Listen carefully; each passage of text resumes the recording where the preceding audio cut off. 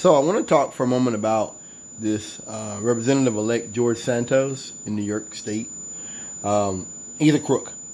I want to be clear about that up front. The little bit I've read about him in the short period of time I've known about this scandal, he's a crook. He's a liar. And I think that George Santos is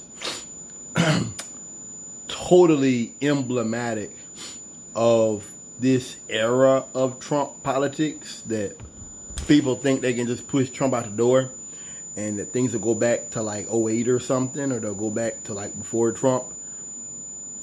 That's not happening. Trump he has brought in the era of lie till you make it, lie to get your stuff. And I don't think that's going anywhere. Trump has he's created that, and he's made it normal. So he lied about everything. Lied about professional background, education history, and property ownership. He was elected in November to represent parts of Northern Long Island and Northeast Queens. He said he embellished his resume. Let's go through it. Lied about his college. He lied about saying he worked for Citigroup or Goldman Sachs. He said he had a family-owned real estate portfolio of 13 properties, and he recently admitted he is not a landlord. He first openly gay Republican to win a House seat as non-incumbent. Also acknowledged owing thousands in unpaid rent and a years-long marriage he never disclosed. Dated women in the past. I guess he said that. Now he's making it out as though this is an attack on him. That isn't the case. This is about a person who, for whatever reason, didn't have the things he said he had. I don't have a problem with that. You know what's crazy? When AOC ran, and Republicans knocked her for being a bartender, right? She didn't lie. And Republicans get in and lie about everything. You know what got me? And before I go any further, when they brought him on Fox News, and the lady I didn't see all of it, but she asked him some questions about, basically, about his lies. And he says to her that basically, I lied, but Joe Biden has too. This is the world of alternate facts. You're never able to dwell on one point or another. And everything you do is always about revangism and getting back. I think this is a situation where it's abused, but it shows you who they are and what they are.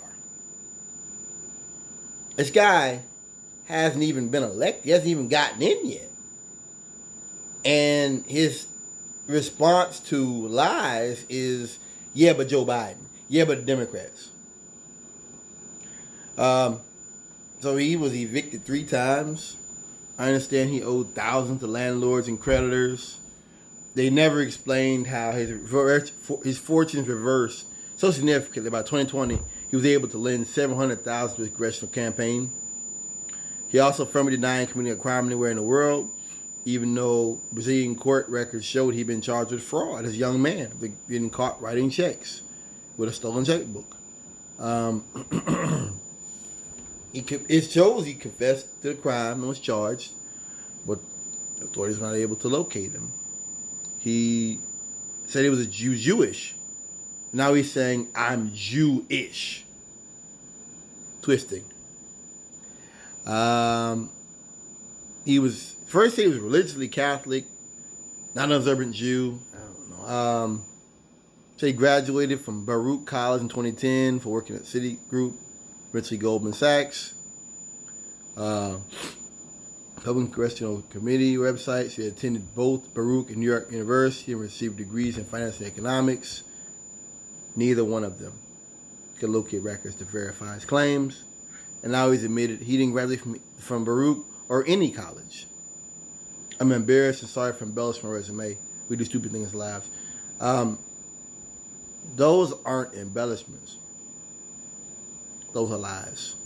And I wonder if these are crimes. All right. Intentionally omitting or misrepresenting information on a congressional financial disclosure is considered a federal crime. So he says here, or they say here,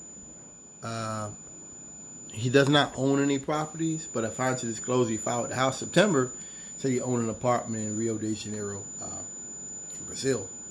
I just, once again, these are alternate facts that when the facts don't suit your purposes, you lie.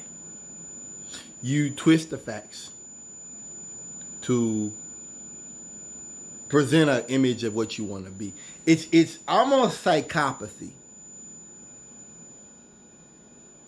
And I've talked about it, whether it be with climate change or dealing with COVID or other emergencies, whatever. This is the future of the party. You no longer are able to just lie. And science is no longer going to fit your narrative. So you wage a war on science, you wage a war on the facts, you wage a war on the law, you wage a war on reality. Thanks for listening.